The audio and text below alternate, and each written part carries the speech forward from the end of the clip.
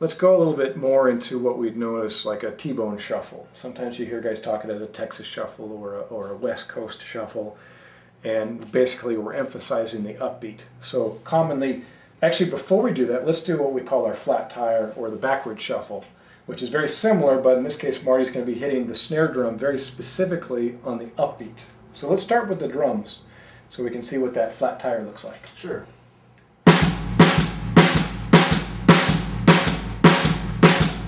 Good. So we have that snare specifically on the upbeat, which is really giving it that lopsided feel. I guess that's why I call it a flat tire. So let's give that a try. And we'll, G. G? All right. Now watch, I'm assuming Rusty's going to be doing something on the upbeat on that one too. All right, go ahead. We can bring us in then. 1, 2, 3, 4.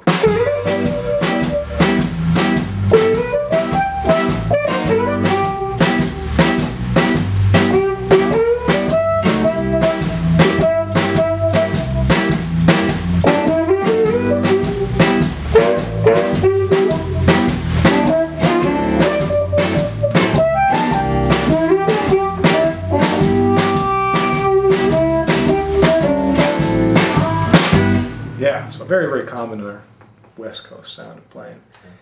And from what I understand, the T-bone shuffle or the West Coast shuffle or the Texas shuffle is the same thing minus that upbeat on the snare drum. Is that right? Still emphasis on the upbeat, but not doing that. Your thoughts? If I'm not mistaken, usually I lean toward, first of all, when I hear somebody calls a T-bone, I automatically gravitate toward the brushes. Not every single time with every single song, but most songs, you know, there's just, it's just such a big part of his sound coming from the drum chair. Okay. But otherwise you're doing your standard shuffle but with brushes? Yeah. So not the backward shuffle. Working the snare more, and Okay. if I play a backward shuffle, it's almost always with sticks though. Gotcha. Flat tire backward shuffle. Yeah. Okay. So in essence, we're talking about that type of groove. Still emphasis on the upbeat with the other instruments. If we had piano, of course, they'd be doing their same thing. So very similar groove from. Yeah, if there's a piano, I sometimes wouldn't even be playing that. Right. Because they got it taken care of. They've got both hands taken care of. So, Gotcha. Yeah. Well, for the heck of it, let's go ahead and do a backward shuffle for 2 measures, and then change over to what you do for your T-bone shuffle on measures 3 and 4. Sure. But keeping the sticks. Yeah, gotcha. Unless you're good at this switch. All right, bring us in. So we're going to start with our. Sorry, we're going to start with our flat tire, and then on measure 3, moving into our other. 1, 2, 3, 4.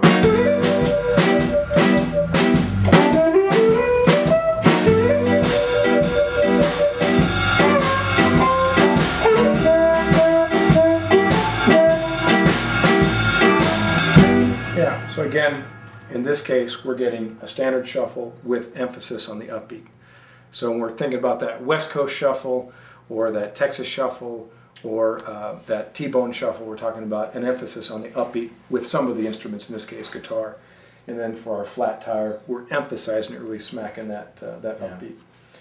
Nice.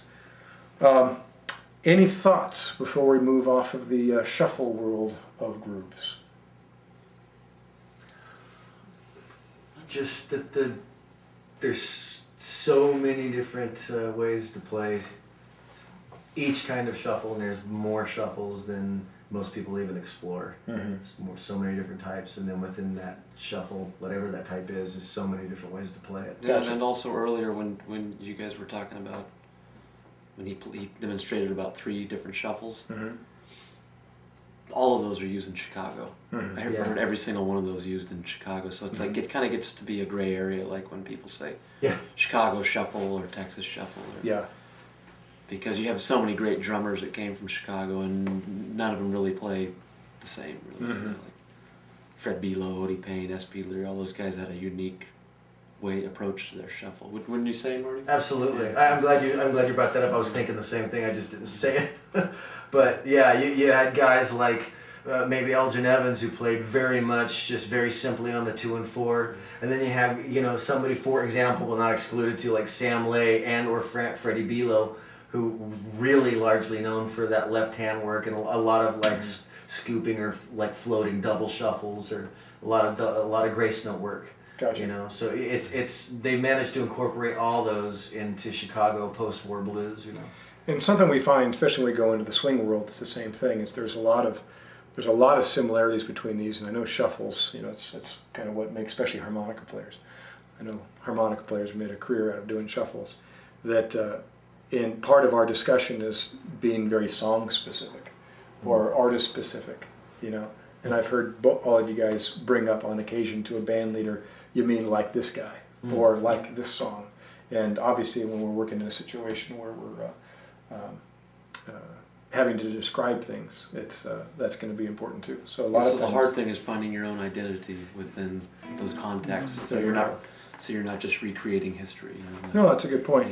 Yeah. And our focus today is to get just the basics, what these guys need to know, or even it's more than the basics. It's really defining the most common grooves that they're going to be coming across. Sure. And I think that's the the main focus. Yeah, I know, foundation. as a bass player, I tend to, and I think most bass players do, tend to really mix it up within the groove, So I don't necessarily define when I'm playing something as Chicago or West Coast or Texas, but to try to find my spot within whatever groove the drummer is playing and the guitar is playing. And so it's a mishmash of all different styles that we put into each. It's hard to categorize it sometimes. Yeah. The funny thing is, Yeah. in Chicago, you had people from Mississippi, Yeah. and you might have a guy like Freddie King who spent a lot of time there. He brought his Texas vibe, and so it's so it gets to be this gray area of Exactly. Yeah. And part of it is trying to just define what's the simple thing you can jump to. Whenever I've heard anyone ever say Chicago Shuffle, the biggest thing I most commonly come across is they're whacking the heck out of beats 2 and 4 on the snare drum, and that you'll also commonly hear like that box pattern. That lump too, like you lump, hear yeah. you hear a lot. I've done a lot of gigs, with people like Calvin Jones and Rob Strozier, and those guys, a big part of their sound is just Is that lump? that lumping on that root note, and it's